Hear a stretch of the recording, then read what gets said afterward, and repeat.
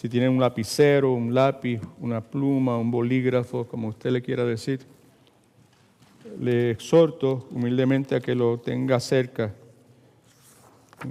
Muy probable que el Espíritu Santo de Dios traiga a su conciencia algunas cosas que vale la pena identificar, escribir de los blancos que tenemos. Es muy probable también que el Espíritu Santo traiga a nuestra conciencia algunas cosas que tal vez debemos también anotar para recordarlas, que probablemente no son parte del bosquejo. Por eso mi exhortación es en esa dirección. God is good. All the time. En la tarde de hoy vamos a continuar en una serie de enseñanzas que comenzamos al principio del año.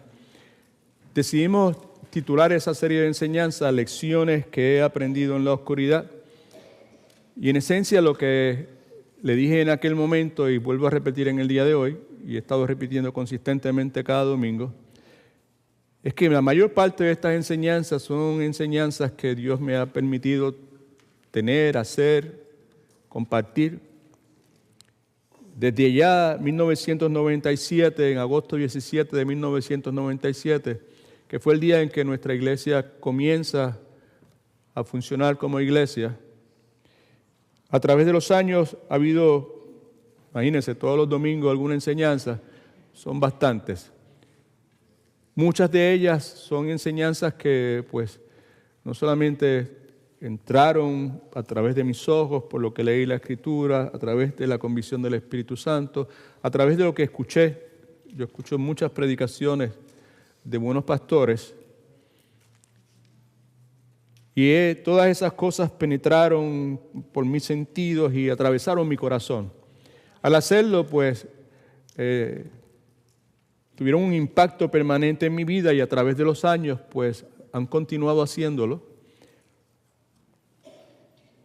Y, como dice el título, me han permitido aprender acerca del Señor, de sus caminos, acerca de nosotros, los seres humanos, acerca de lo mucho que nos falta. Gracias por el amén.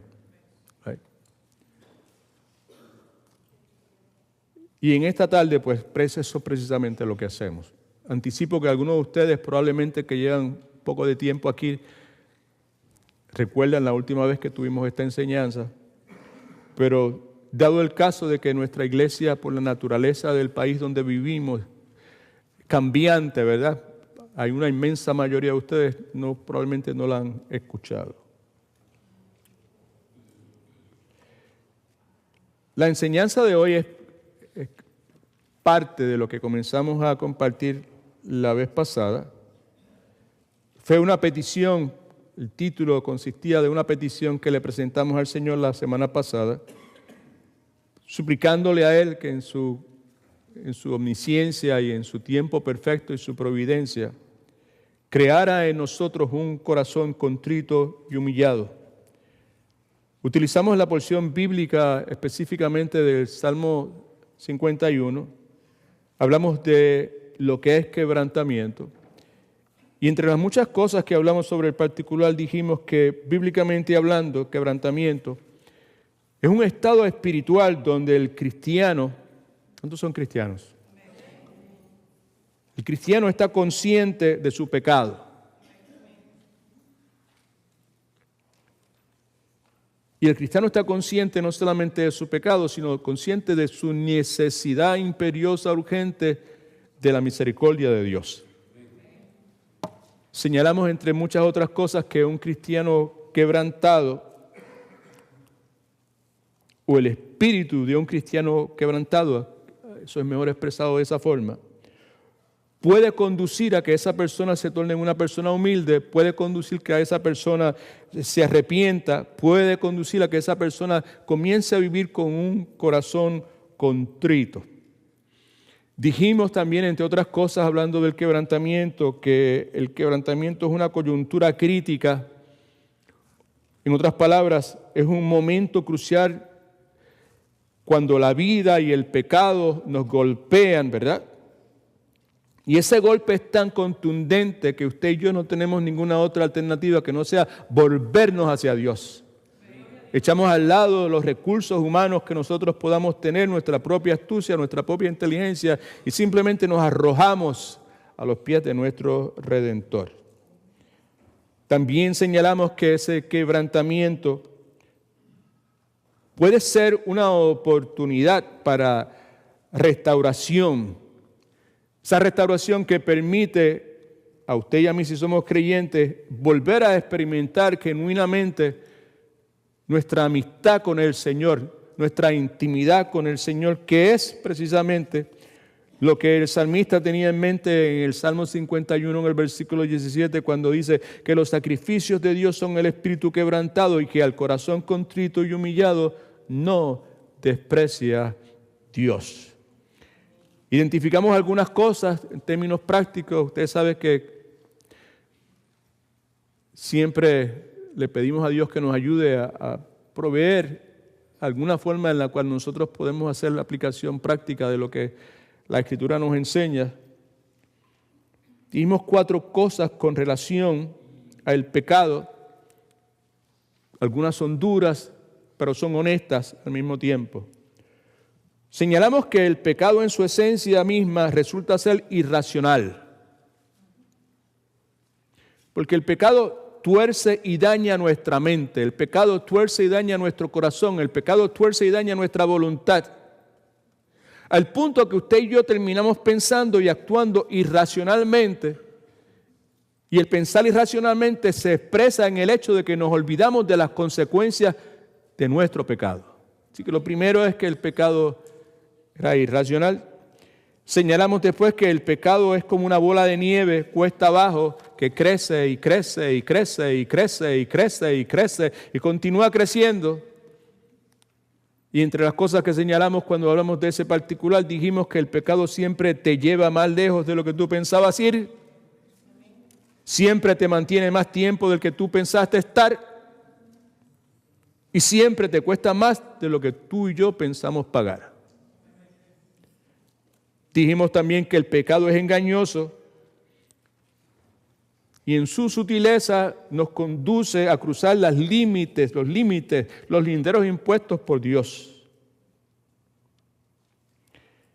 Y ante el hecho de que es tan engañoso el pecado, usted y yo necesitamos, ¿verdad?, mucho más que un sermón como el que tuvimos el domingo pasado, como el que vamos a tener en el día de hoy, para despertar y darle cara a la realidad de nuestro pecado y eventualmente caer en tiempo.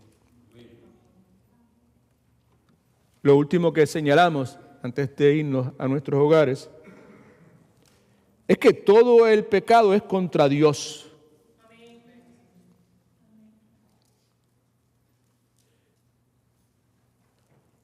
Y Él mismo precisa ser limpiado.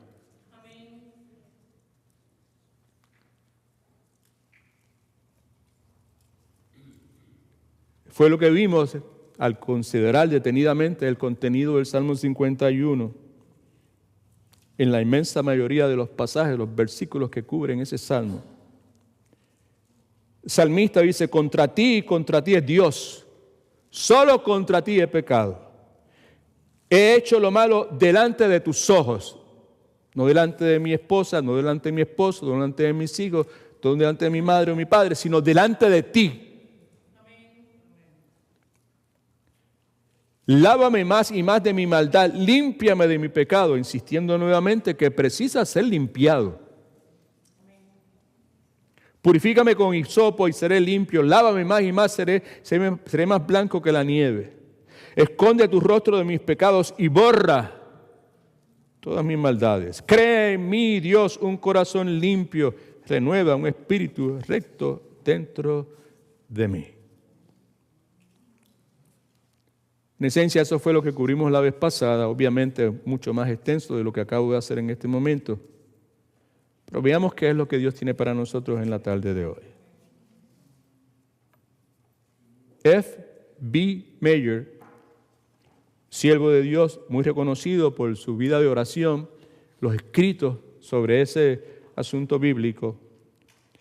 En uno de sus libros cuenta la historia de una campaña de avivamiento en su iglesia. Campaña que luego de varios días, hasta ese momento, había sido un fracaso total. Le voy a pedir a algunos de los hermanos que están aquí que por favor hagan ajustes con el aire acondicionado porque obviamente está muy caliente aquí. Así que si alguno de ustedes puede hacerlo, se lo vamos a agradecer. God is good? All the time. Praise the Lord. Hasta ese momento el avivamiento en la iglesia donde F.B. Meyer está hablando había sido un fracaso total. La historia dice que una noche uno de los ancianos de la iglesia se levanta y dice: pastor, yo no creo que vamos a tener avivamiento en esta iglesia mientras el hermano Pedro y yo no nos hablemos.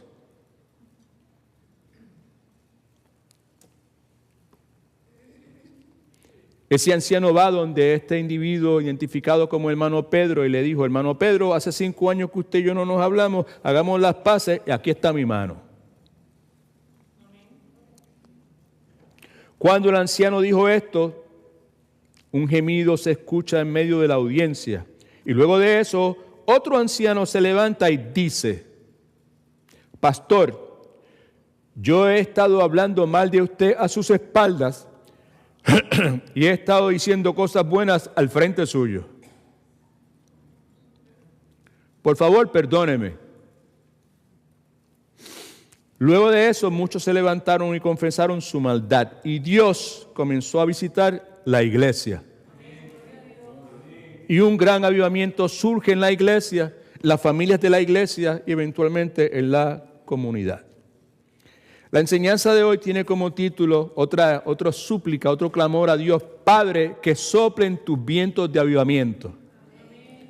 Vientos recios de avivamiento. ¿Okay? Y como dije hace un momento, la misma está incluida en esta serie de enseñanzas que hemos titulado Lecciones que he aprendido en la oscuridad.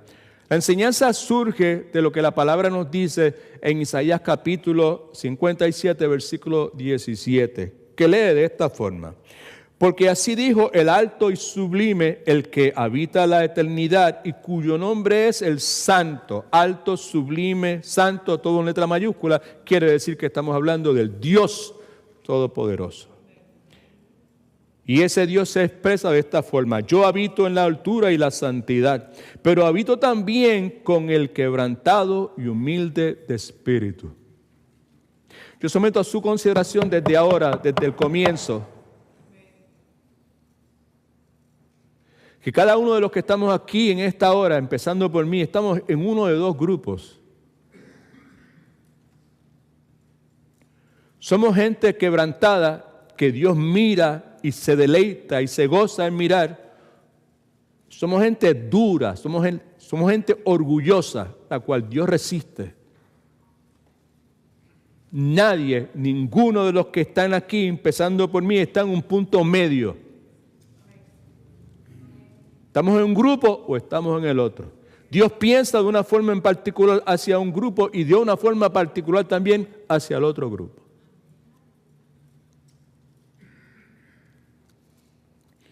Nosotros los seres humanos, nuestro enfoque está en lo externo, lo que está por fuera, lo que la gente dice, cómo se viste, cómo actúa, cómo se peina, todo ese sinnúmero de cosas. La Escritura nos dice que Dios no es de esa forma. A Dios lo que le interesa y donde se preocupa es lo que está acá adentro.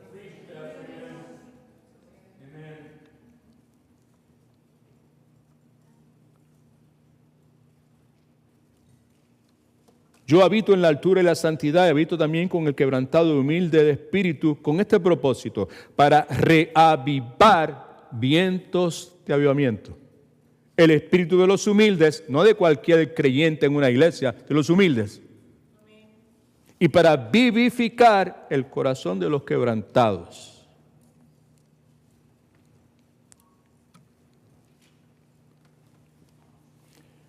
Voy a hacer un paréntesis breve porque necesito hacer algo, compartir algo con ustedes en esta hora.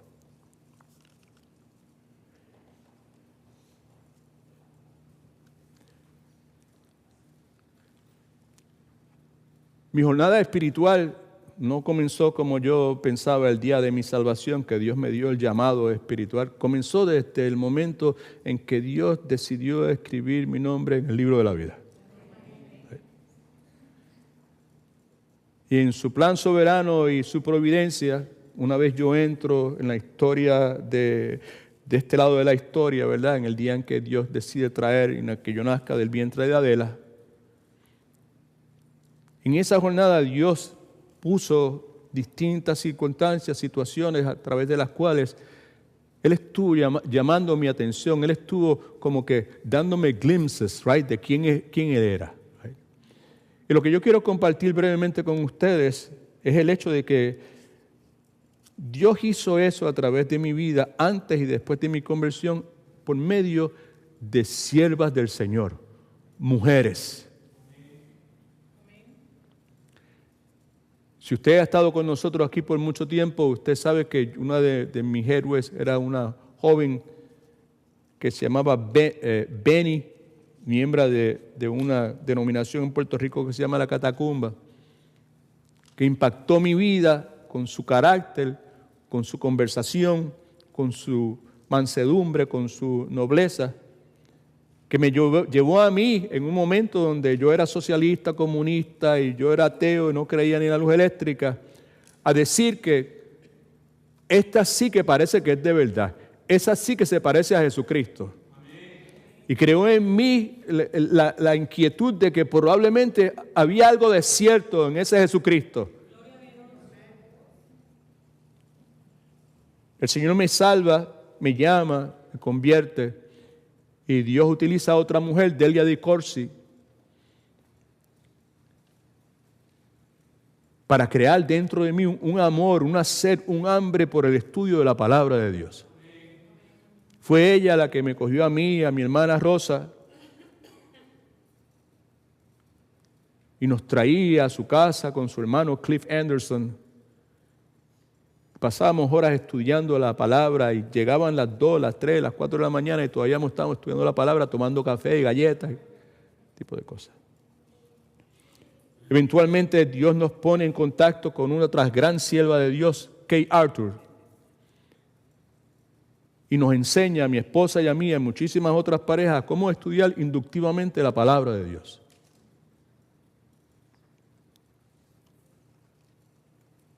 Para allá, para el 1900, era como el 2000, yo creo, por ahí. Dios trae a nuestra iglesia a una joven llamada Brenda, no me acuerdo el apellido de ella. Yo sé que ella era parte de un ministerio de una organización para cristiana que se llama Campus Crusade for Christ.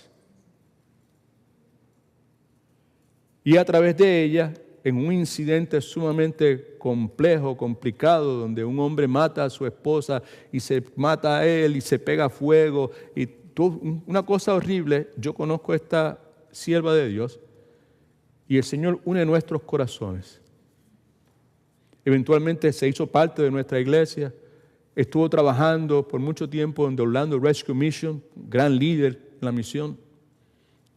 Eventualmente se mueve a otro estado y dejamos de tener conversación. Brenda me introduce a una enseñanza de una joven en aquel entonces llamada Nancy DeMoss, que marcó mi vida por completo.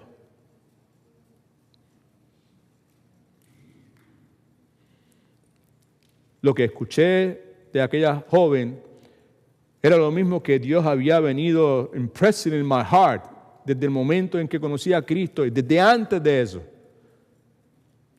destacando el rechazo de Dios a la gente soberbia, arrogante, vanidosos, orgullosos.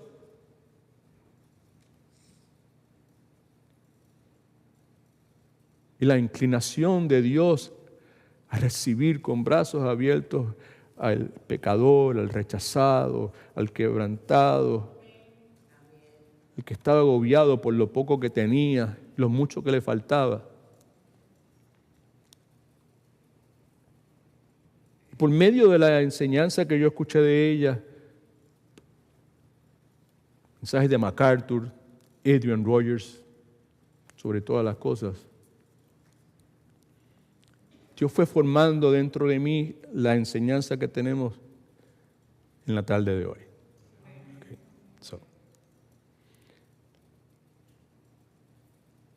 Dios es bueno, es fiel.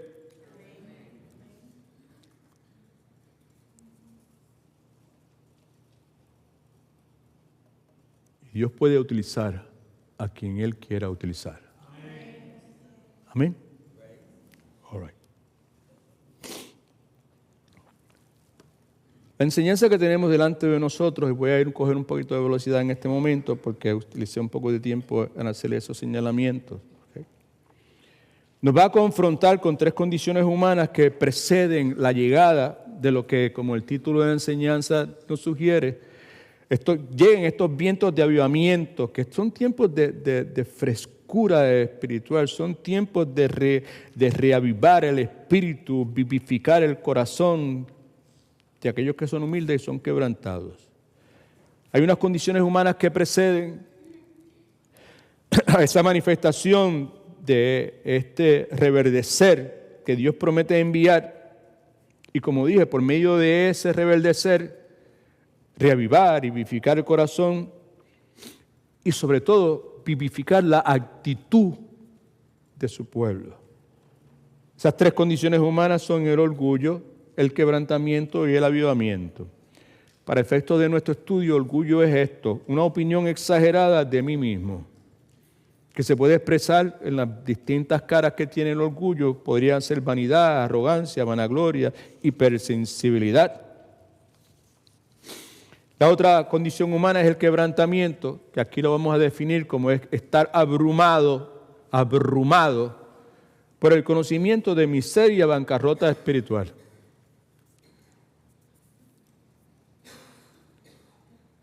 Dios insiste en que nosotros, si es que realmente queremos ser bendecidos, ¿cuántos quieren ser bendecidos por Dios?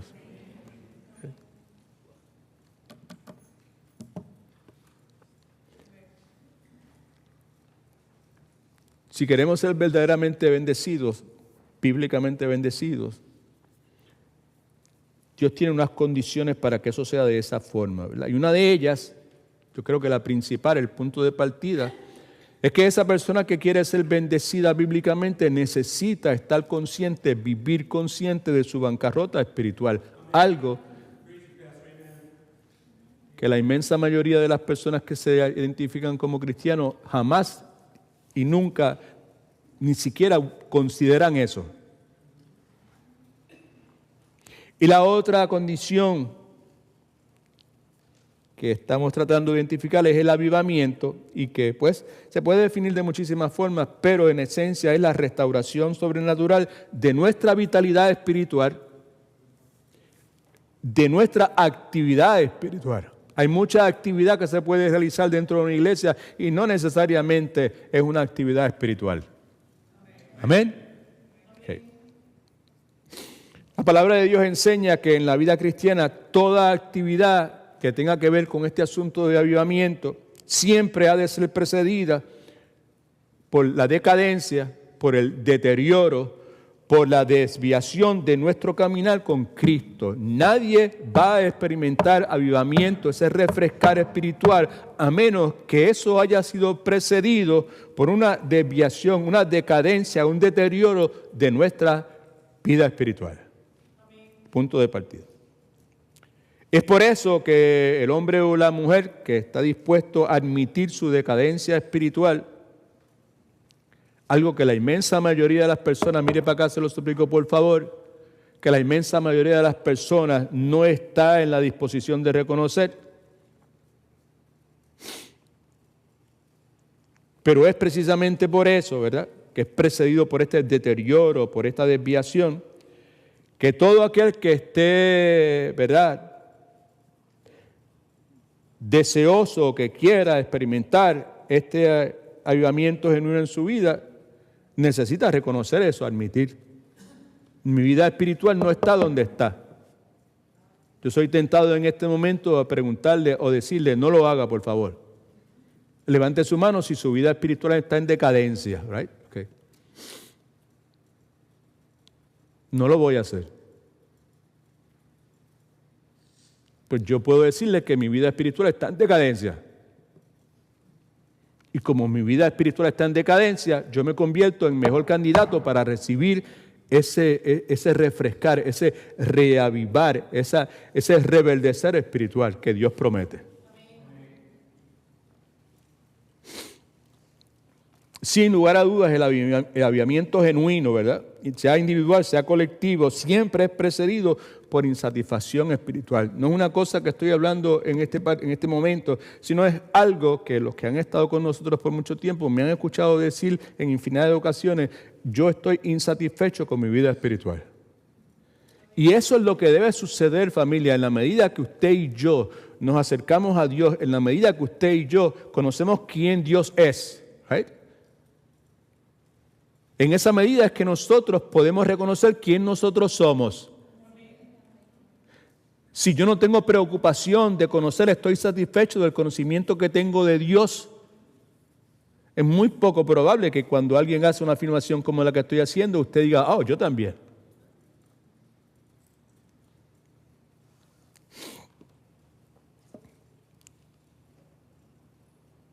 Estar insatisfecho con nuestra vida espiritual es lo que nos pone en esa posición extraordinaria para recibir la que también es extraordinaria, la gracia de Dios.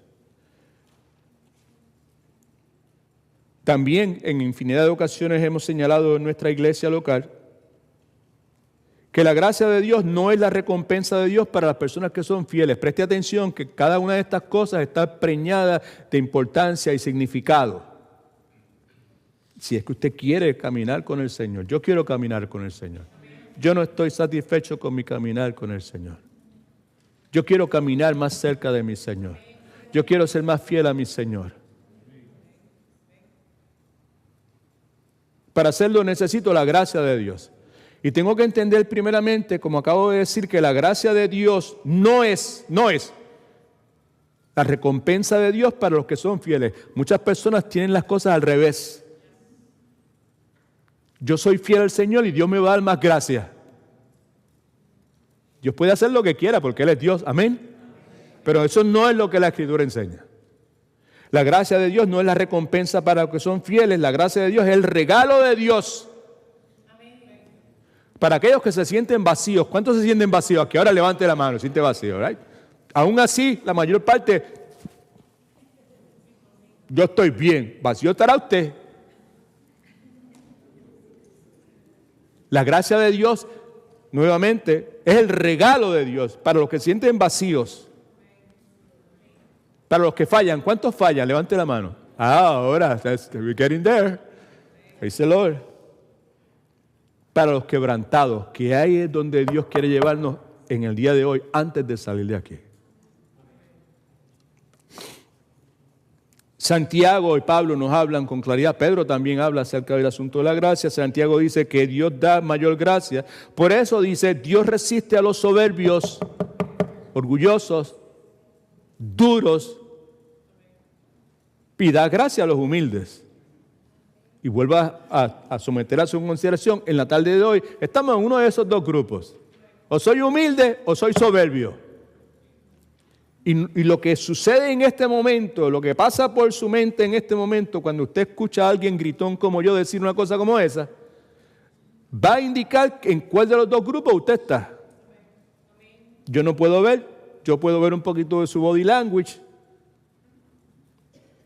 pero yo no me atrevería a tratar de discernir qué es lo que está pasando dentro de usted. Señor me libre de una cosa como esa. Pero Dios sí sabe. Pablo en 2 Corintios 12:9, el pasaje que muchos de nosotros conocemos, ante la presencia permanente de lo que él denomina como un aguijón en la carne, que le fastidia la vida, que le provoca probablemente conductas que son contrarias a la voluntad de Dios, reacciones que no son cónsonas con lo que Dios establece en su palabra. Pablo dice, y me ha dicho, bástate mi gracia, luego de pedirle a Dios que lo mueva, y Dios le dice que no, que le bástate mi gracia, porque mi poder se perfecciona ¿en qué? Debilidad. En el que reconoce su debilidad. Pablo lo entiende y responde de esta forma: por tanto, de buena gana me gloriaré más bien en mis debilidades. Una persona quebrantada, familia.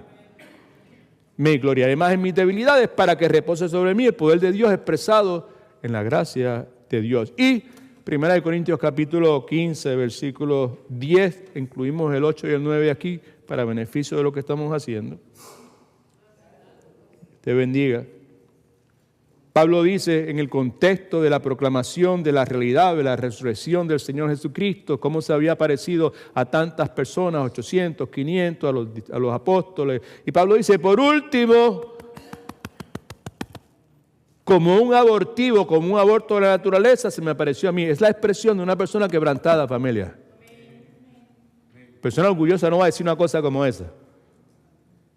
Persona orgullosa no va a decir lo que Pablo dice a continuación porque la persona orgullosa no quiere que la gente sepa lo que está pasando en realidad. Esta persona quebrantada no le importa que la gente sepa lo que está pasando. Yo soy el más pequeño de los apóstoles y no soy digno de ser llamado apóstol porque perseguí, hablando ahí de cuántos cristianos mató, asesinó la iglesia de Dios. Pero por la gracia de Dios yo soy lo que soy. Y la gracia de Dios no ha sido en vano para conmigo, porque yo me he fajado de campana a campana. Yo he trabajado más que todos ellos, apóstoles, aunque no yo, sino que. Y Dios resiste al soberbio y da gracia al humilde. En otras palabras, preste atención por favor, que hay un beneficio enorme en ser una persona quebrantada. No hacemos las cosas porque sea beneficio para nosotros, pero hay beneficio. Dios da gracia, poder. Alabado el nombre de Cristo. Escriba esto en sus notas, por favor. Es acertado concluir que el avivamiento espiritual bíblico en su esencia consiste de la vida de Cristo, la vida de Cristo, la vida de Cristo, fluyendo libremente en el corazón y desde el corazón del verdadero cristiano. ¿Right? Avivamiento surge cuando eso sucede. La vida de Cristo, Cristo en mí, esperanza de gloria. Cristo en mí y además de eso, luego esa vida fluyendo desde mi corazón hacia la vida de los que Dios pone en mi camino. Todos me imagino que estamos de acuerdo, por lo menos los que por algún tiempo hemos estado aquí compartiendo la enseñanza, obviamente, pues por parte de personas que son altamente inadecuadas para hacerlo, el pastor Marcel, el pastor Willy y un servidor, sobre todas las cosas. Estamos de acuerdo en que la Biblia enseña que la prioridad primaria de Dios para sus hijos siempre ha sido y siempre será conformarnos más y más a la imagen de Cristo. Amén. Por mucho tiempo también hemos insistido en que el cristiano en esencia es una persona donde primero reside el Espíritu Santo, porque sin el Espíritu Santo nadie es cristiano. Y segundo, el cristiano es al mismo tiempo una extensión del ministerio terrenal del Señor Jesucristo. Por otro lado, la palabra de Dios es extremadamente clara en muchísimos otros asuntos y sobre todo sobre el asunto que nos preocupa en esta tarde, que es el asunto que describe cuáles son los requisitos que Dios tiene, porque Dios tiene requisitos. Yo me puedo matar declarando y confesando y declarando y confesando, todo ese sinnúmero de cosas. Pero si los requisitos de Dios para lo que yo estoy solicitando no se llenan, no te vistas que no vas. No funciona de esa forma. La Escritura es clara en cuanto a lo que Dios describe, la clase de corazón, los requisitos que Dios tiene, ¿verdad? Para que esos vientos de avivamiento comiencen a soplar. Como un viento recio, I love that phrase, sobre su pueblo, sobre su iglesia. Tenemos 3 cosas ahí en las notas suyas, esto es bien rápido, por favor. Requisitos de Dios para avivar al creyente. Primero, Dios requiere un corazón que esté quebrantado, escriba eso, por favor. Y lo vimos ya en Isaías 57:15, que leímos varias veces al comienzo. Ha habido también con el quebrantado y humilde de espíritu para avivar el espíritu de los humildes y para vivificar el corazón de los quebrantados. También Dios requiere que tengamos un corazón humilde. Isaías también 62. Mi mano hizo todas estas cosas, el Dios creador de todas las cosas, así todas llegaron a ser, dice Jehová. Pero miraré, pondré atención, me enfocaré, será el objeto de mi deleite aquel que es pobre y humilde de corazón. ¿Cuántos quieren que Dios se deleite en usted? ¿Ven? Claro, ¿verdad? Pues tiene un requisito. Pobre y humilde de corazón. No la altivez que nos caracteriza a nosotros. No la arrogancia. Right? ¿Alguien dice amén, aleluya? ¿Estamos o no estamos? ¿Sí o no? Right? Esa es la pata que cogíamos todos nosotros. No es usted nada más, somos yo, todos tenemos esa lucha. Somos arrogantes, queremos que las cosas funcionen como nosotros queremos. Y cuando no funciona como nosotros queremos, we go out of shape, right? Y el otro requisito es un corazón contrito. Lo vimos en la semana pasada detenidamente, los sacrificios de Dios son el espíritu quebrantado y un corazón contrito y humillado. No desprecias tú, oh Dios. Por otro lado, en el Nuevo Testamento, nuestro Redentor, el amado de nuestras almas Jesucristo, describe los requisitos de Dios para vivificar el corazón del ser humano y lo hace particularmente de una forma contundente y clara en el contenido de la narrativa de lo que usted y yo conocemos como las bienaventuranzas, particularmente versículos 3 y 4 de Mateo capítulo 5. Y de paso, Cristo también identifica esos requisitos como un corazón humilde, un corazón contrito, un corazón quebrantado. Mateo capítulo 5, versículos 3 y 4 lee de esta forma: bienaventurados, bendecidos, dichosos, los pobres de espíritu, de eso se trata. Pobre de espíritu es el quebrantado, es el contrito, es el humilde, es el que reconoce su bancarrota espiritual. Porque de ellos es el reino de los cielos. Y añade entonces, bienaventurados los que lloran. Lloran no porque se les murió el hijo o se les murió a un familiar o porque tiene dolor en la espalda, sino lloran por su bancarrota espiritual. Se lamentan, contritos, right? Porque recibirán consolación. Escriba esto en sus notas, por favor. Bíblicamente hablando, una vida espiritualmente vivificada se origina en un corazón quebrantado. Yo quiero que Dios me reavive, yo quiero que Dios me refresque, yo quiero que Dios reverdezca nuevamente mi caminar con el Señor, como era al principio. Puedes ayunar, que es una cosa que estamos encaminando nuestra iglesia en esta dirección en los últimos días, semanas. Pero si no ayunas correctamente, no te vistas que no vas. Ese ayuno tiene que emanar de un corazón quebrantado para que Dios pueda hacer el refrescar que nosotros interesamos que haga en nuestras vidas y en la vida de nuestra iglesia. ¿Okay? Ahora, lo que voy a decir a continuación es importante. Yo espero que usted ya lo sepa. Si no lo sabe, pues que lo sepa en este momento, o por lo menos que lo considere. El resultado de ese avivamiento, nuevamente el ser vivificado espiritualmente, de eso que estamos hablando, no estamos hablando de ladrar, no estamos hablando de hacer tiempo en the carpet, que si me tumbaste, que si me tiraste, que si esto, aquello, no estamos hablando de esa cuestión. Estamos hablando de genuinamente ser vivificados acá adentro, un cambio permanente, genuino y real.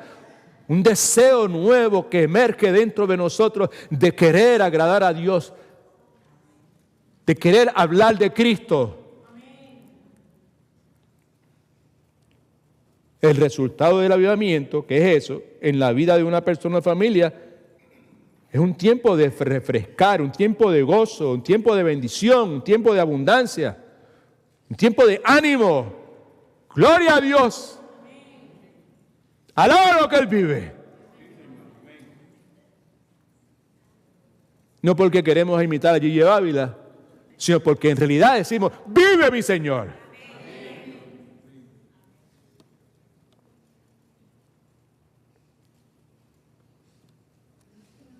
Si bien eso es cierto,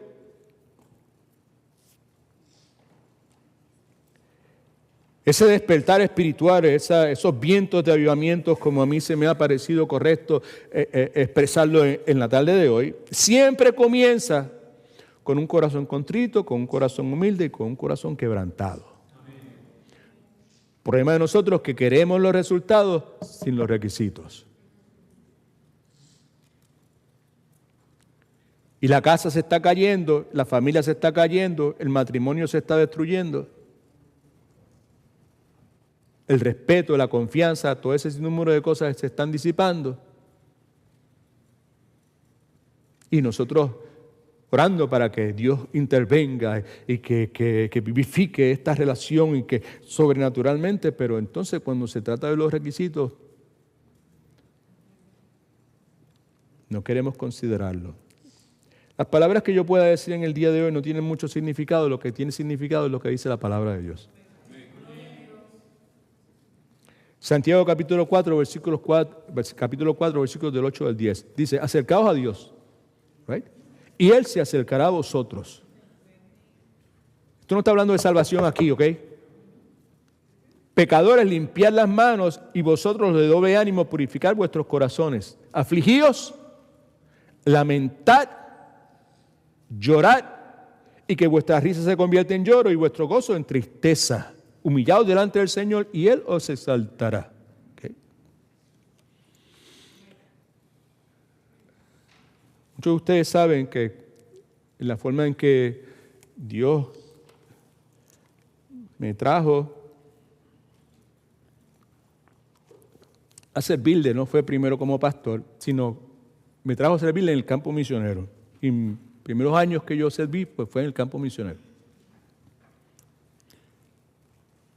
Y mientras servía en el campo misionero, se me hizo claro, mientras estaba por estos países del tercer mundo, y sin las comodidades, sin los adelantos, sin toda la tecnología que nosotros tenemos en la iglesia aquí en los Estados Unidos, se me hizo claro la poca atención que los cristianos de Occidente, Estados Unidos, Canadá, México, varios países de Latinoamérica y obviamente Europa, right? Los cristianos en el Occidente, la poca atención que los cristianos en el Occidente le ponen a la necesidad de quebrantamiento. That's not an issue for them. Luego de consultar con siervos y siervas, mucho más experimentados que yo, llegué a la conclusión, no dogmáticamente, pero llegué a la conclusión de que el problema posiblemente radica en la falta de entendimiento en cuanto a lo que el quebrantamiento espiritual bíblico verdaderamente es. Tristemente tengo que señalar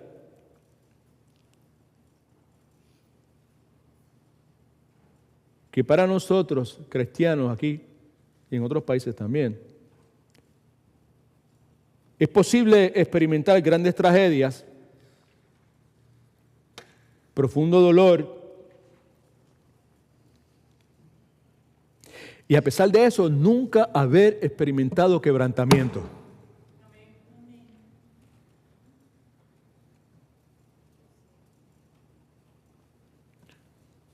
Muchas de las veces que en los años que he servido aquí en los Estados Unidos, he tenido que responder a la necesidad de estar envuelto, enseñando, predicando en cementerios, donde personas han fallecido trágicamente, particularmente niños y jóvenes, en accidentes de automóviles, sobredosis, un montón de cosas. Y he visto con mis propios ojos cómo padre, madre, abuelo, todo el mundo quebrantado, tirándose por el piso y llorando y clamando a Dios y dedicando sus vidas para el Señor, y 2 semanas después están de vuelta nuevamente a las mismas condiciones, al mismo comportamiento, la misma conducta, las mismas preferencias, las mismas decisiones que en una forma u otra abonaron para que la tragedia surgiese. ¿Qué es quebrantamiento? Es un estilo de vida donde estamos de acuerdo con Dios en cuanto a la verdadera condición de nuestro corazón. Es una entrega absoluta e incondicional de mi voluntad a la voluntad de Dios. Es responder con humildad y obediencia a la convicción que nos da el Espíritu Santo a través de su palabra particularmente. Y la misma forma que la convicción que Dios nos da es part-time, porque Dios solamente da convicción los domingos. ¿Verdad que no? Es que es continua, es consistentemente. No hay día, no hay lugar, no hay recoveco donde usted y yo nos podamos meter, donde el Espíritu Santo no nos dé convicción. Sí que esa convicción de Dios es continua, Y si es continua, entonces el quebrantamiento precisa ser continuo también.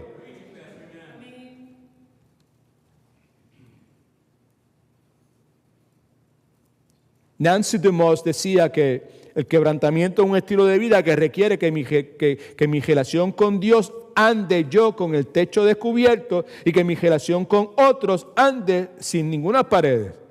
¿Se acuerdan que aquel abogado le pregunta a Jesucristo, ven acá, definen la ley y los profetas tratando de entrampar a nuestro Señor? Y Cristo le dijo, ama a Dios con todo tu corazón, con toda tu fuerza, con todo, y a tu prójimo como a tú mismo. En otras palabras, que cuando hablamos de cristianismo, en esencia el issue es una relación vertical con Dios y una relación horizontal con otras personas. En otras palabras, que lo que la señora de Moss estaba diciendo, que un cristiano verdadero es esto. Un cristiano verdadero es una persona que es transparente y que es vulnerable.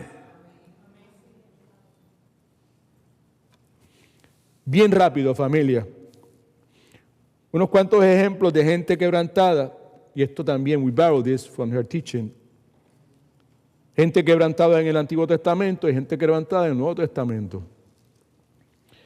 Los ejemplos clásicos en el Antiguo Testamento de una persona quebrantada y una persona orgullosa, persona quebrantada el rey David, que ya discutimos la vez pasada, y gente orgullosa, el rey Saúl. Ambos se sientan en el mismo trono. La Escritura enseña que el rey David comete un pecado que se puede considerar y describir como un pecado grotesco. Definitivamente que lo fue. Y como claramente él lo dice, es un pecado grotesco contra Dios. Piense, por favor. No vamos a entrar en todos los detalles porque eso lo hicimos la semana pasada y lo hemos hecho en infinidad de ocasiones. Inclusive en las clases de la Biblia dice que tuvimos de 11 a 12, que están invitados todos de paso, ¿okay? De 11 a 12, ¿right? También estuvimos hablando ahí sobre el asunto de David. Adulterio, miente, comete un crimen tratando de encubrir su pecado, le fastidia la vida a un montón de gente, otras personas inocentes mueren, las familias de esas personas son fastidiadas por mucho tiempo, la misma familia de él también, y vive mucho tiempo encubriendo su pecado. Sin embargo, como ya señalamos, no sé si fue aquí o fue en la sesión previa, la palabra se refiere a David como un hombre conforme al corazón de Dios, que es probablemente el complement, el mejor complemento, I don't know, que se le puede dar a una persona, ¿verdad? Yo entiendo, o sea, que mi corazón sea como el corazón de Dios, olvídate del resto, puedes barrer el piso conmigo, con eso es suficiente para el resto de mi vida. Nada más necesito. Por otro lado, si se compara el pecado de Saúl con el pecado de David, sin lugar a duda, el pecado de David es mucho más grande, porque en esencia el pecado de Saúl podría considerarse como una obediencia incompleta. Hizo lo que Dios le dijo que dijera, pero incompleta. Se la inventó, buscó otras cosas que tenía que hacer que no tenía que hacerlas. O hizo lo que Dios le dijo que hiciera en una forma incorrecta. Sin embargo, aunque su pecado era una obediencia incompleta, la Escritura nos dice, estamos comparando la situación de un hombre orgulloso y de una persona quebrantada. Amén. Hay un contraste y usted y yo estamos en uno de esos dos grupos. No estamos en el medio, estamos en uno de los dos grupos. La mentira de Satanás es que pues, a veces tú estás en un grupo, a veces estás en otro grupo. No, estamos en uno, estamos en el otro. Sin embargo, ¿verdad? La palabra dice que Saúl lo pierde todo. Aunque el pecado de él fue una tontería relativamente, su familia, su reino, y ciertamente cae bajo el juicio de Dios. Lea la historia de Saúl, usted se da cuenta que el tipo estuvo bien atormentado, bien abrumado por mucho tiempo. La Escritura también nos dice que ambos hombres, cuando son confrontados con su pecado, responden de la misma forma y lo expresan en la frase, yo he pecado. Hay una diferencia, obviamente, entre una cosa y otra, así la pregunta lógica sería, ¿y cuál es la diferencia entre uno y el otro? Ambos fueron confrontados y ambos respondieron con la misma frase. Podemos explicarlo simplemente. Cuando Saúl confiesa su pecado, lo hace culpando a la gente. Pequé, pero fue por culpa de esta gente.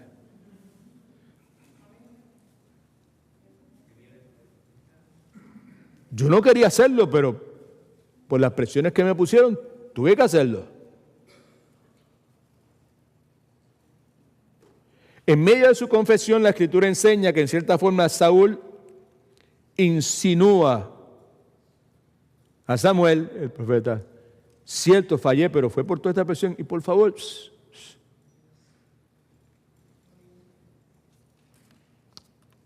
no le digas nada a nadie. Let's keep it between us.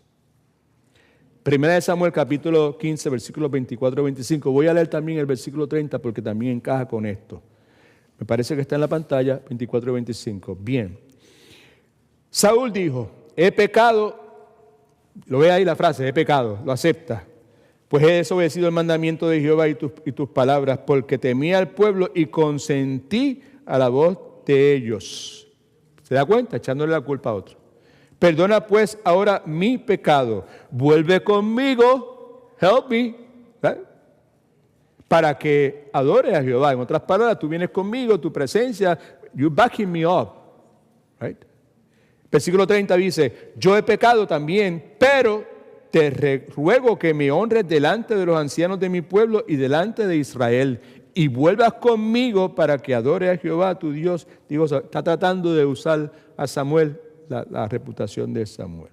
En el caso de David, vimos el domingo pasado extensamente que cuando este hombre es confrontado por su pecado por el profeta Natán, la respuesta de David es por la forma en que lo hace, lo que escribe, ¿verdad? Se postra delante de Dios en confesión.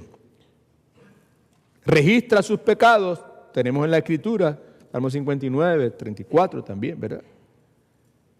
Y lo hace con la intención de que generaciones futuras supieran la metida de pata, como diríamos nosotros los puertorriqueños. Salmo 51:4 dice, contra ti solo he pecado, he hecho lo malo delante de tus ojos, ¿verdad? Y el Salmo, 2 Samuel 12:13, entonces dijo David a Natán, pequé contra Jehová. ¿Right?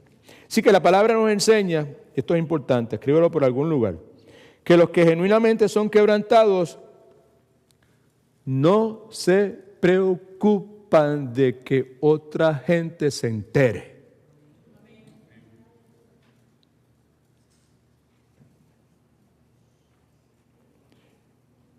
Ya lo he dicho varias veces, Dios no está tan preocupado por la naturaleza de nuestro pecado. Su mayor preocupación está en nuestra actitud, está en nuestra respuesta cuando Él, a través de quien sea, en el caso de David fue Natán, pero puede haber sido puede ser uno de sus sirvientes, cualquier otra persona.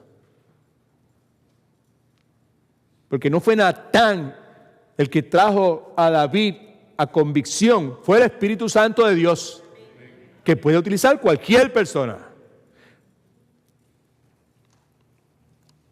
Cuando fue confrontado con su pecado. En el Nuevo Testamento, ahí tenemos unos cuantos ejemplos, vamos a ir lo más rápido que podamos, por favor. Vemos algunas ilustraciones de gente quebrantada y gente orgullosa en Lucas, particularmente en el capítulo 18, versículos de 10 al 14.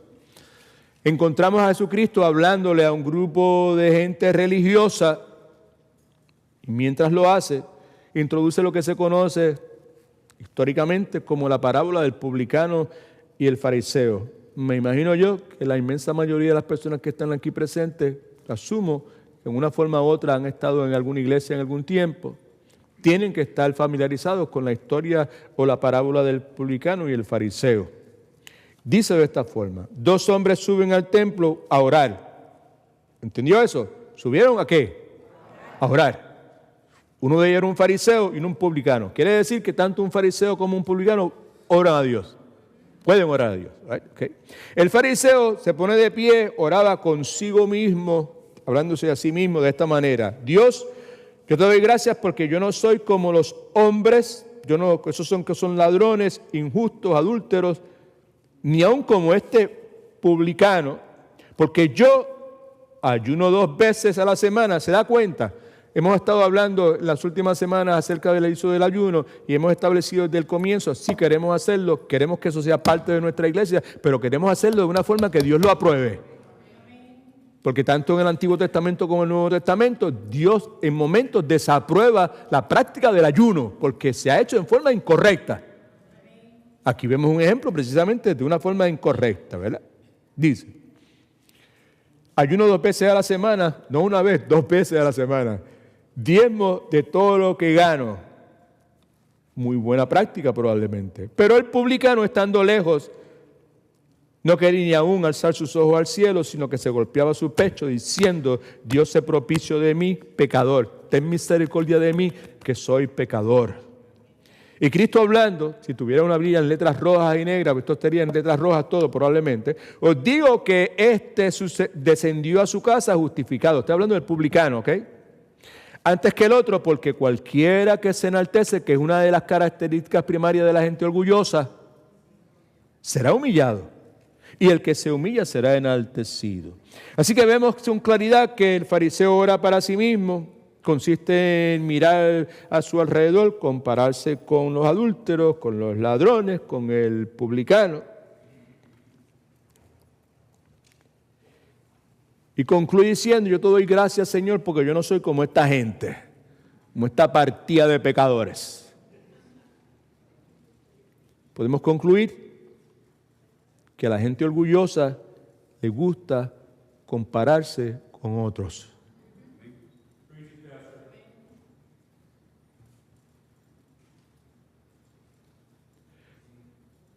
Yo someto a su consideración con toda humildad, pero con mucha seriedad.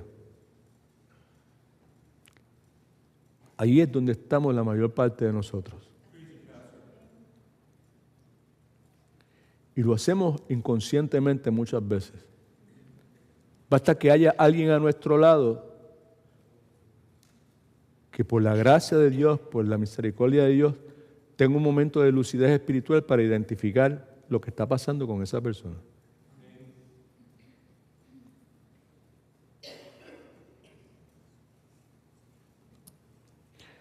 Sin embargo, el publicano no quería ni levantar sus ojos,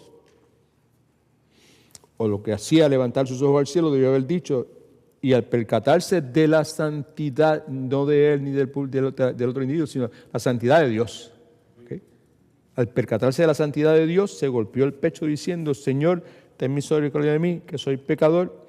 En otras palabras, contrario al fariseo, rehúsa justificarse a sí mismo, y lo que hace es que justifica a Dios. Otro ejemplo clásico, precioso, lo vemos aquí en la historia de la mujer pecadora y Simón el fariseo, que se registra en Lucas capítulo 7, versículos 36 al 50. Vemos cómo Jesucristo en esta narrativa es invitado a cenar en casa de un hombre llamado en la Escritura como Simón el fariseo. La Escritura también enseña que aparece una mujer, probablemente que nadie ha invitado, ¿verdad? Y esa mujer pecadora, que así es como se identifica, trae consigo un frasco de un perfume carísimo y cuando entra a la casa se coloca exclusivamente a los pies de nuestro Señor y Salvador Jesucristo. Y esto es lo que leemos, familia. Dice, uno de los fariseos rogó a Jesús que comiera con él. Y habiendo entrado en la casa del fariseo, Cristo se sentó a la mesa. Entonces una mujer de la ciudad que era pecadora, al saber que Jesús estaba en la mesa, en casa del fariseo, trajo un frasco de alabastro con perfume. Y estando detrás de él, ¿a dónde? A sus pies, ¿es right there? Sí, está ahí. Ok, ayúdeme por favor. Y estando detrás de él a sus pies, llorando, comenzó a regar con lágrimas sus pies, y los secaba con sus cabellos, y besaba sus pies, y los ungía con el perfume. Cuando vio esto el fariseo, ese Simón, que lo había convidado, se dijo para sí,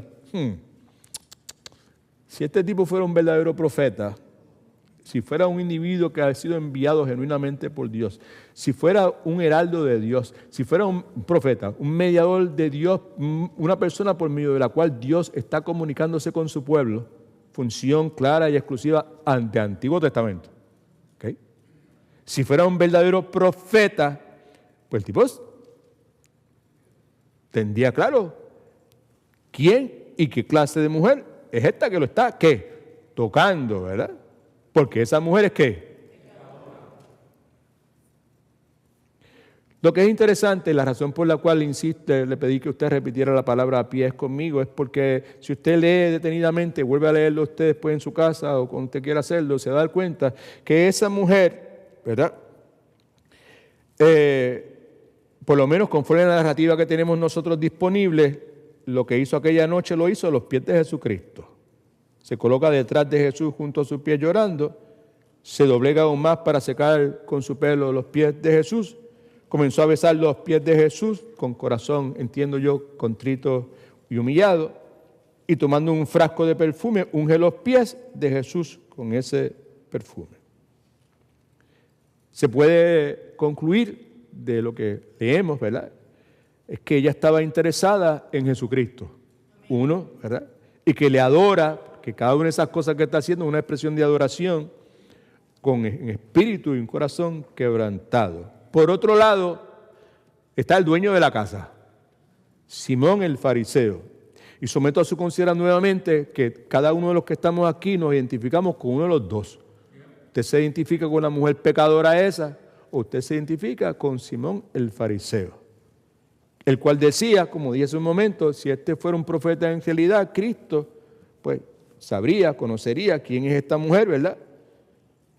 Porque esa mujer es una pecadora. Y la palabra nos dice, como siempre sucede, cuando se trata de nosotros y Dios, ¿sí?,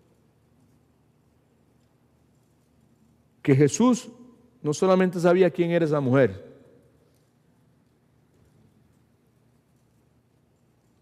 y qué clase de persona era esa mujer. Jesús también sabía claramente qué clase de persona era Simón el fariseo.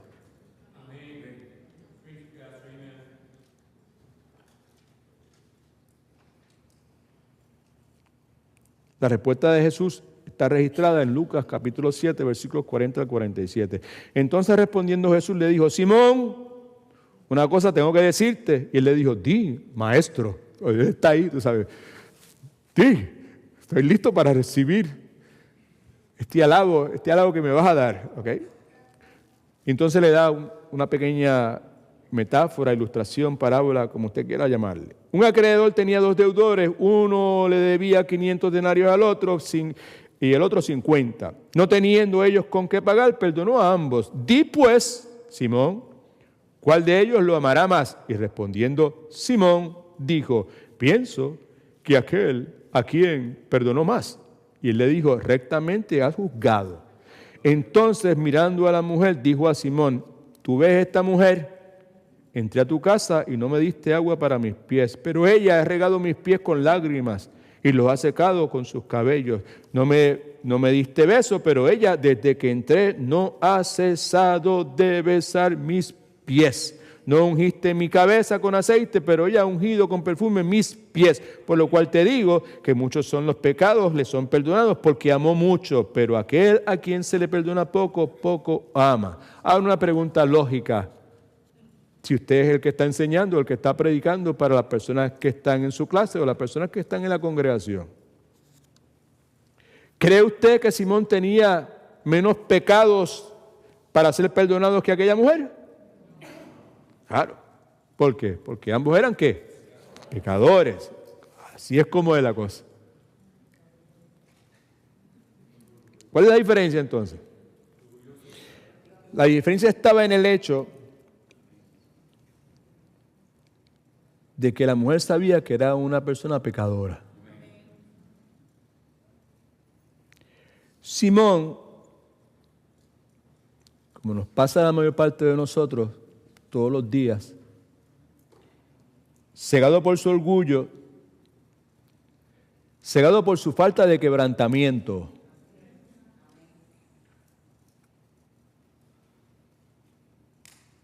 no se podía ver a sí mismo como un pecador que necesita perdón. Respetuosamente, sin ánimo de reclamar que Dios habla, Dios me dijo que te dijera, nada de esas cuestiones, ¿ok? Someto a su consideración que la mayor parte de nosotros, de los que estamos aquí en este momento, ¿verdad?, entramos en este lugar en el día de hoy de esa forma. Me invitaron, me alaron, parte del ritual que hago los domingos, right? Pero la idea de que yo soy un pecador que necesito perdón para nada, nos pasó por la mente. Y así es como vivimos. Y así es como Dios no quiere que vivamos.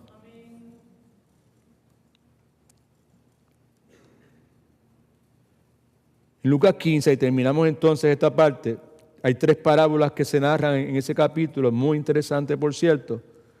La oveja perdida, la moneda perdida y la otra, la clásica que todos conocemos, la historia del hijo pródigo, la parábola del hijo pródigo, como usted quiera decirle. Lo que es interesante para mí antes de entrar en esta última es el hecho de que Cristo comienza, ¿verdad? Los primeros 2 versículos, ¿verdad? Estableciendo, la Escritura nos establece que Él está hablando a 2 grupos distintos de personas. Y esos 2 grupos distintos de personas están aquí representados en este momento.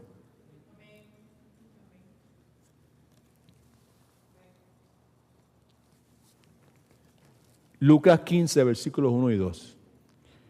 Se acercaban a Jesús todos los que. Oh, I'm sorry. I don't have that. Okay. En Lucas capítulo 15, versículos 1 y 2 dice, se acercaban a Jesús todos los publicanos y pecadores para oírlo. Publicanos y pecadores para oírlo. Con ese propósito. Se acercaban a Él para oírlo, para escuchar. Porque Cristo lo que ofrece son buenas noticias, ¿right? Y han escuchado cómo Él brega y lo que hace y cómo trata a la gente, cómo lo recibe y cómo la gente son transformadas y cómo gente que son publicanos nuevamente y pecadores al oír y a ser tocados por Él y su palabra ahora se convierten en gente honrada,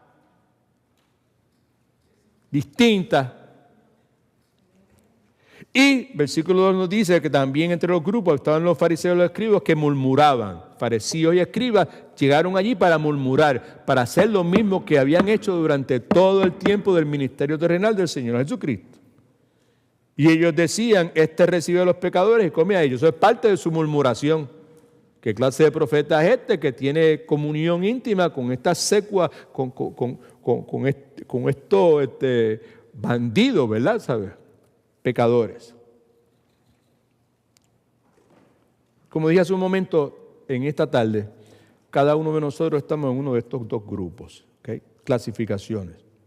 Estamos aquí para oír como pecadores en este momento. Quizás entramos aquí con la intención de hacer parte del ritual que hacemos, porque alguien me invitó, no sé por la razón que sea, pero una vez que comenzamos a escuchar y el Espíritu Santo comienza a tocar el corazón y a decir, tú eres el hombre, tú eres la mujer, contigo es la cosa, tú estás en este grupo, tú dices que no, pero en ese es el grupo que tú estás, en ese grupo que estás viviendo, llevas años viviendo ahí, cállate la boca, sé realista y acepta la realidad.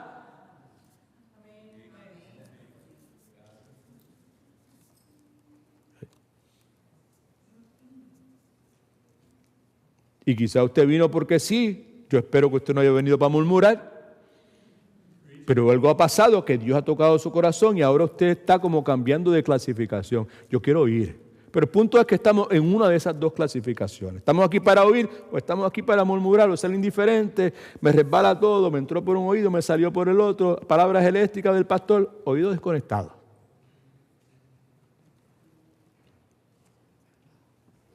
Esa última parábola, la parábola del hijo pródigo, que todos ustedes conocen, si no la conocen, escuche una canción que escribió Ricardo Rey, Bobby Cruz, Juan en la Ciudad, la historia del hijo pródigo. La historia de 2 hermanos, uno mayor, uno menor. El más joven se rebela contra su padre, pide su herencia, termina, como ustedes saben, en un país lejano, gastándolo todo. Se encuentra en gran necesidad un día, esa necesidad lo conduce al quebrantamiento, lo conduce al arrepentimiento. El pasaje nos dice que en un determinado momento, ante la necesidad que estaba pasando, el muchacho vuelve en sí, dice, y volviendo en sí, que en esencia es un reconocimiento de su condición, Al volver en sí, en esencia lo que sucede es que hay un nuevo nacimiento, hay una transformación, y este sinvergüenza ahora se convierte en una persona honesta. ¿Cuántos alaban a Dios? Y con la determinación de hacer una confesión genuina, dice la Escritura, regresa a su padre, ¿verdad? Y el joven le dice, piensa para sí mismo, yo voy para casa de papá, ¿right? Iría a mi padre, que es una expresión de arrepentimiento, el cambio de dirección. Arrepentimiento es un cambio de dirección. La vez pasada hablamos sobre el particular, ¿se acuerda? El quebrantamiento es la rampa donde te bajas. Ibas por ahí, por el expreso, por la autopista, y de momento voy en una dirección contraria, hay que buscar una rampa, ¿por dónde me salgo? Y me subo por otro lado y me voy en la dirección opuesta. ¿Se acuerda de eso? ¿Right? Pues ese es el arrepentimiento. Iré donde mi padre, ese es el arrepentimiento, ¿verdad? Se bajó en esa rampa, ¿verdad? Y le diré a mi padre que he pecado contra el cielo y contra ti, que es una confesión. Arrepentimiento y confesión, arrepentimiento y confesión. Esas cosas van cogidas de la mano y muchas veces usted no sabe cuál viene primero. Pero están juntas. Una cosa son de un pájaro a las dos alas. No te puedes encontrar una cosa sin que haya la otra. Dice la Escritura que el padre nunca le dio la oportunidad, que era la intención del hijo. El hijo dijo, pues ¿sabes qué? Yo voy para donde papá, le voy a pedir perdón. Y yo no voy a decirle, hey, dame el anillo, pónmelo nuevamente, ponme la sandalia. No, yo quiero ser como aquellos de allá. Yo quiero ser uno de los sirvientes aquí, tú sabes. Pues porque el tipo había experimentado un nuevo nacimiento. Right? Okay. Ahora un hombre honrado. Sabía que tenía que, en cierta forma, pues proveer restitución por todas las pocas vergüenzas y todo lo que se había llevado y había malgastado. ¿Okay? El padre no le da la oportunidad de decirle, yo no soy digno de ser tu hijo, déjame ser uno de tus sirvientes. Que de paso es la actitud de una persona quebrantada, que en su interior es humilde. Y dice, como yo digo en esta hora, no porque yo sea humilde, sino pues porque Dios me ha hecho saber con claridad que es de esa forma. No soy digno de que se extienda tu gracia sobre mí. Déjame simplemente ser uno de tus sirvientes. Ustedes me han escuchado decir por mucho tiempo, no porque sea una cosa original, sino que lo escuché de alguien y lo incorporé. Yo pienso de esa forma y pues yo lo voy a soltar también. Lo voy a tirar para el medio, como decimos los puertorriqueños también. El complemento más digno que se le puede dar a una persona es decirle, tú eres un siervo de Dios. Tú eres una sierva de Dios.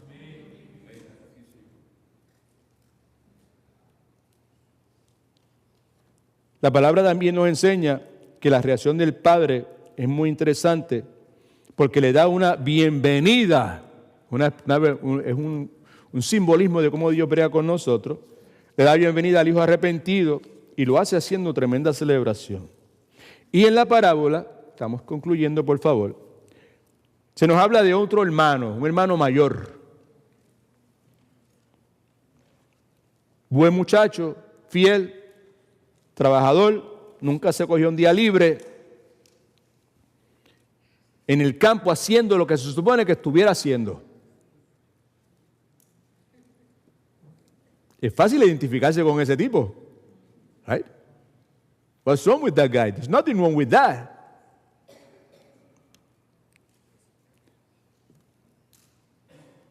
Sin embargo, podemos decir que probablemente ese hermano mayor nunca estuvo visiblemente rebelde, pero es muy probable, conforme a la forma en que se conduce, que en su interior había un deseo oculto de ser reconocido.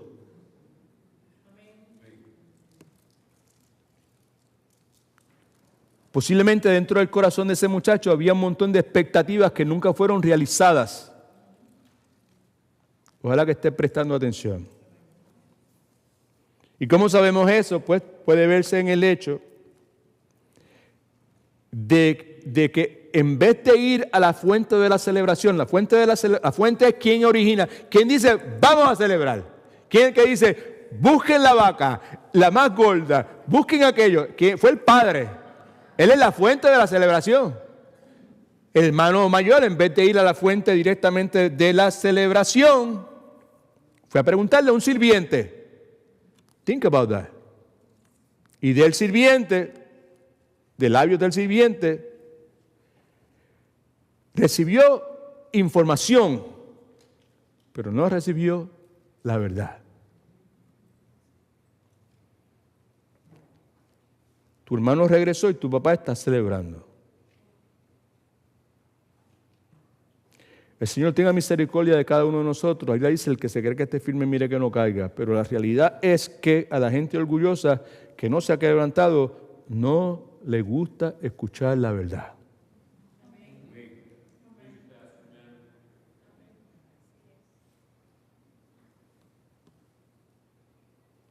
¿Cuál era la verdad en este caso?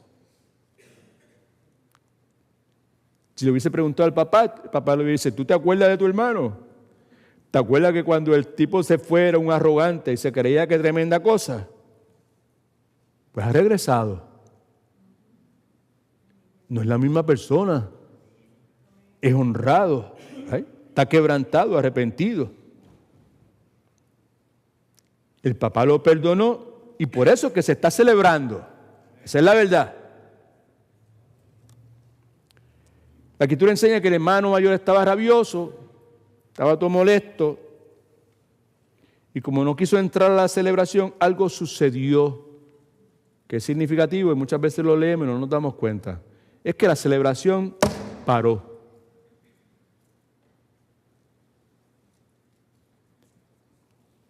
Y como dice la hermana de Moss,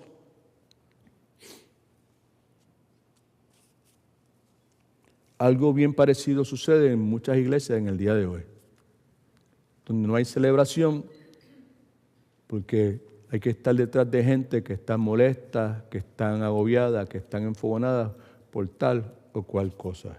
¿Right? Así que, hermanos y hermanas, personas que nos visitan, la realidad es que usted y yo nos vamos a identificar con el rey Saúl, con los fariseos, con el hermano mayor o con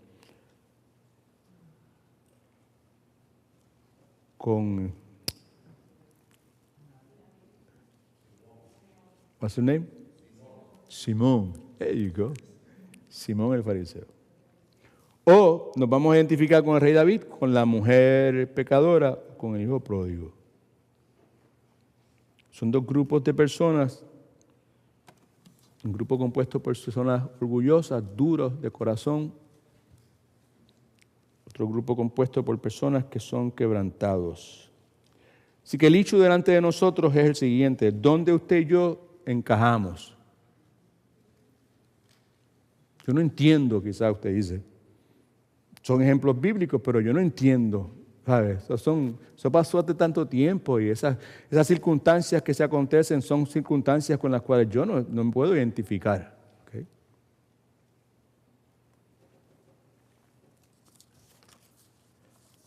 Ante esa posible respuesta, vuelvo a compartir con ustedes, ¿verdad?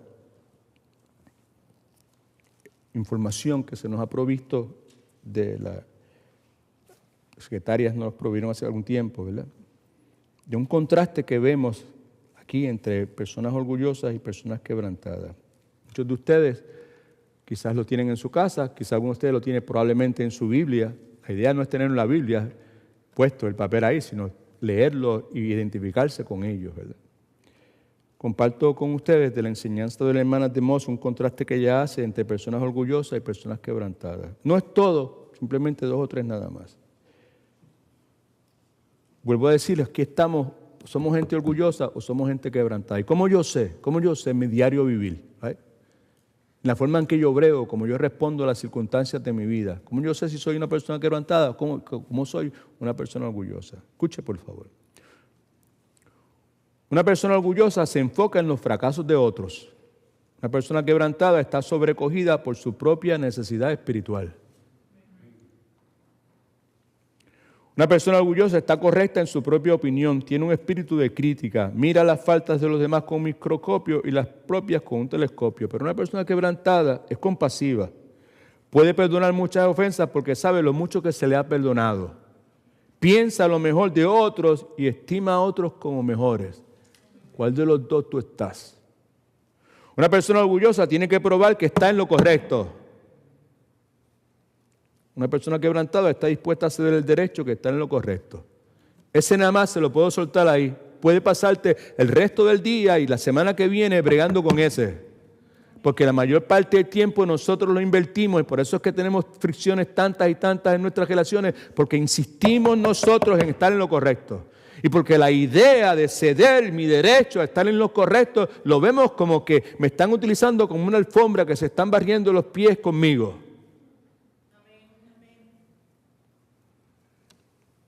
Una persona orgullosa exige su derecho, tiene un espíritu exigente. Una persona quebrantada cede su derecho y tiene un espíritu manso. Una persona orgullosa desea que le sirvan. Una persona quebrantada está motivada para servir a otros. Una persona orgullosa se siente seguro de cuánto sabe. Una persona quebrantada es humillado por lo mucho que tiene que aprender. Por eso insistimos que una de las mejores cualidades que puede tener una persona, ser humano, sea hombre y mujer, sea una persona enseñable. Para ser enseñable uno tiene que reconocer que tiene que aprender, que no lo sé todo. Una persona orgullosa no duda en acusar a otros. Una persona quebrantada acepta la responsabilidad y reconoce sus errores. Una persona orgullosa se pone a la defensiva cuando se le critica. Una persona quebrantada recibe críticas con un espíritu humilde. Una persona orgullosa se preocupa por ser una persona respetable, se preocupa de que lo que otros piensan y protege su imagen y su reputación. Una persona quebrantada se preocupa por ser real, sincero o sincera. Lo que le preocupa no es lo que otros piensan, sino lo que Dios sabe de ellos. Una persona orgullosa se le hace difícil decir, estaba incorrecto, por favor perdóname. Una persona quebrantada inmediatamente admite su fracaso o error y pide perdón cuando es necesario. Una persona orgullosa está preocupada por las consecuencias de su pecado. Una persona quebrantada no está preocupada por eso, está entristecido o entristecida por su pecado.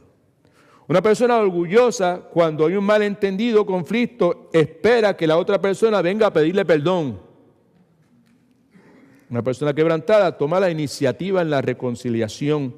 Corre hacia la cruz, quiere llegar primero, no importa lo incorrecto, erróneo que la otra persona esté.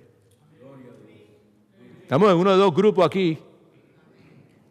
Una persona orgullosa es ciego en su verdadera condición. La persona quebrantada camina en la luz y está consciente, está alerta de lo que está pasando.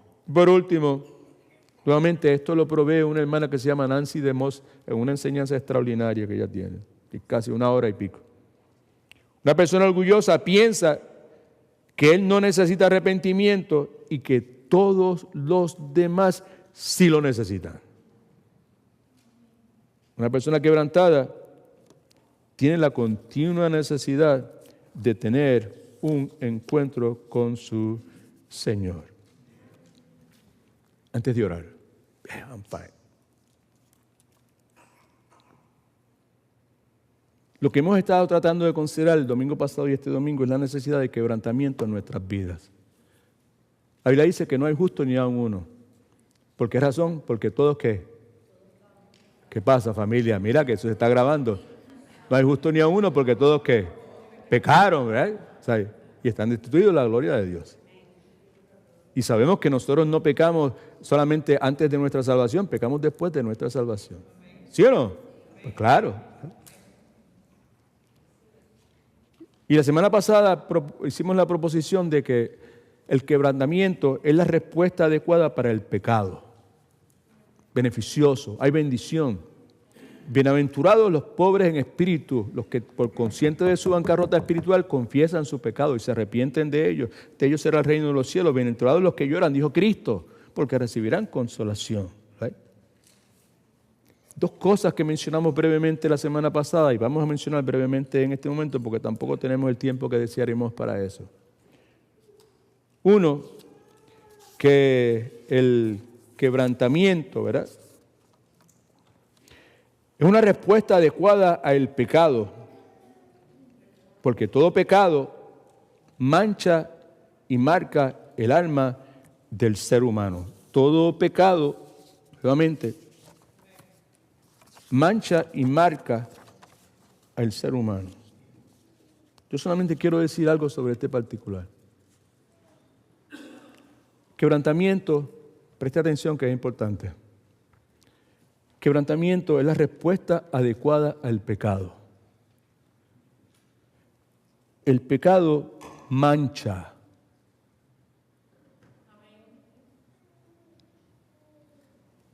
El pecado marca. Cicatriz, scar tissue. Right? El alma del ser humano. Ten piedad de mí, Dios, conforme a tu misericordia, conforme a la multitud de tus piedades, borra mis rebeliones porque mancha. Right? El alma del ser humano. Yo simplemente quiero volver a enfatizar nuevamente el hecho de que el quebrantamiento es algo que debemos perseguir. Es necesario, es beneficioso, es esencial para la vida del creyente. Right? There's a lot of scar tissue in our lives, producto del pecado. Hay mucha mancha que está ahí.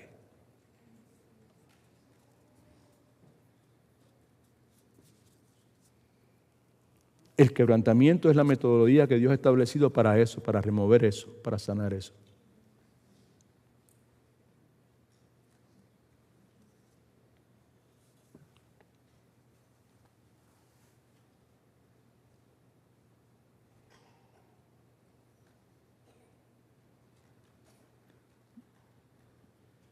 Muchos de nosotros tenemos cicatrices ahí, ¿verdad? Que necesitan ser sanadas, removidas. Deal with, bregar con ellas, porque están ahí. Decisiones que hemos tomado, acciones que hemos hecho,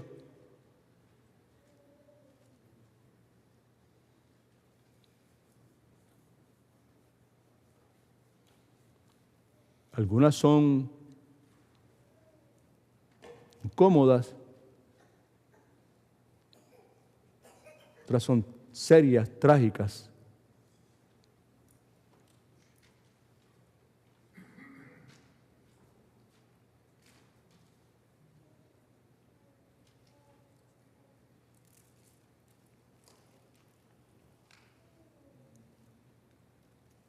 Y el quebrantamiento es la respuesta adecuada al pecado, sea el que sea.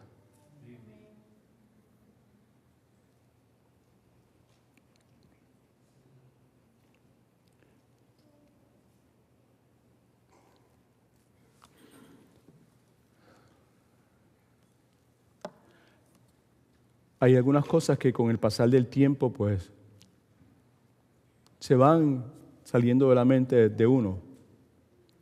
Hay otras cosas que no sucede así. Right?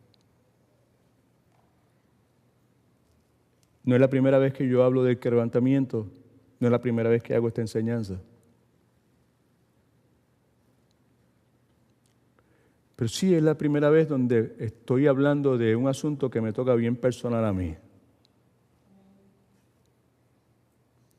Y cómo en este tiempo, en este momento, en este 2025, puedo entender la urgencia, lo necesario, lo beneficioso del quebrantamiento.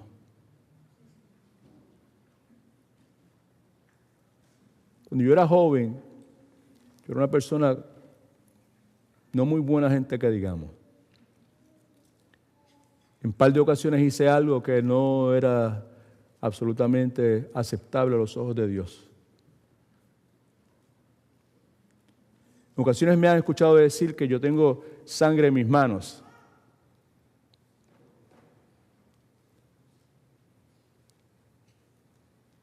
Porque consentí,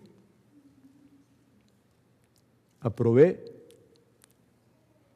y financié 2 abortos.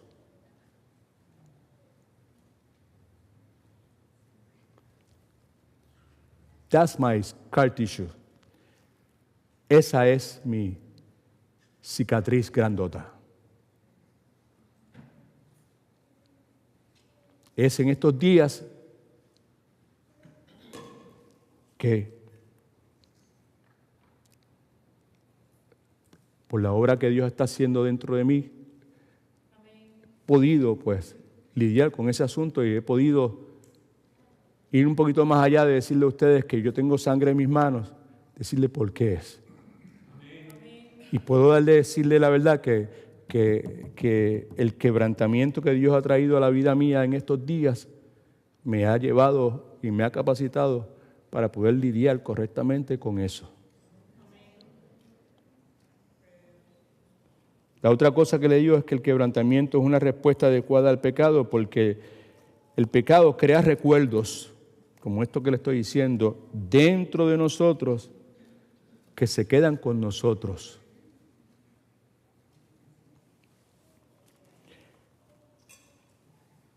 Como dije la vez pasada,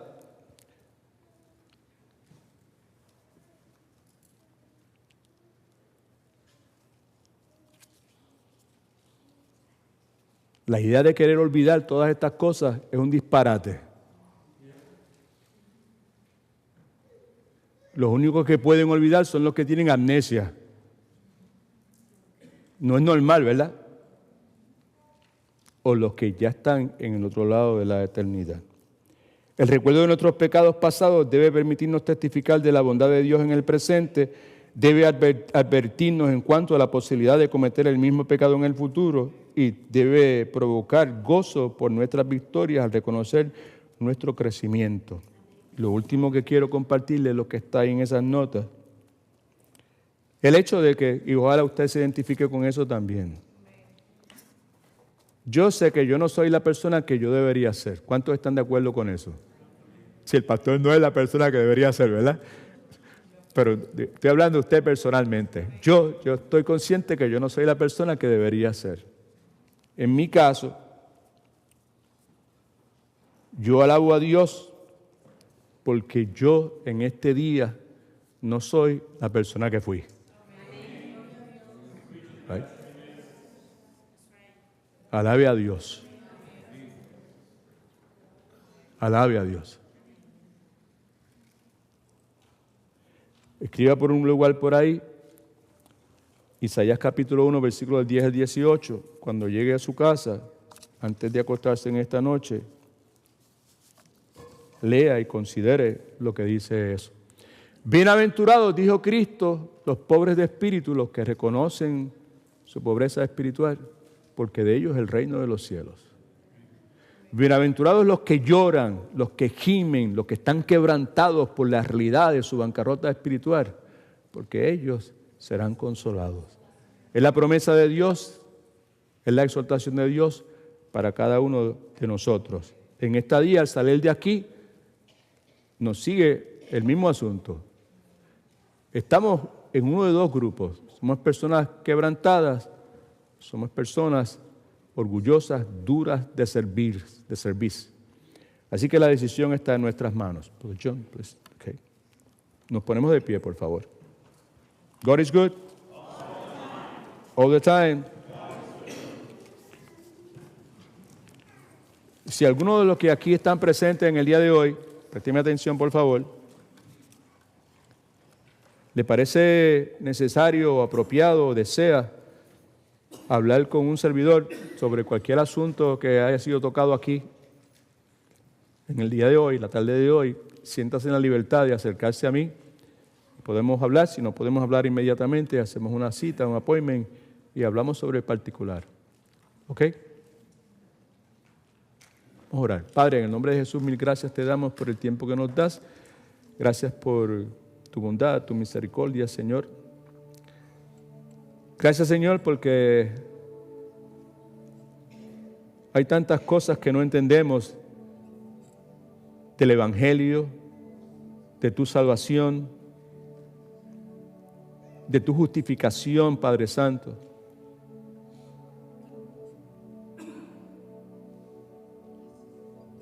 Es un misterio, no podemos comprender en nuestras mentes limitadas, Señor. ¿Cómo es posible que tú, conociendo de nuestras vidas, hayas escogido, Señor, elegirnos para salvación desde antes, inclusive que hubiésemos nacido?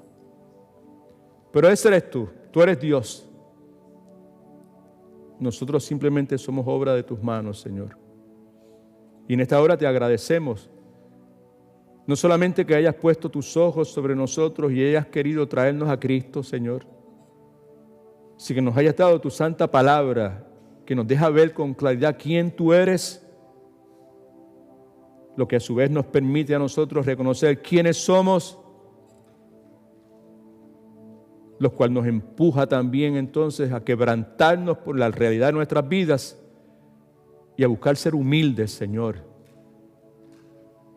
como a ti tanto te agrada, Señor.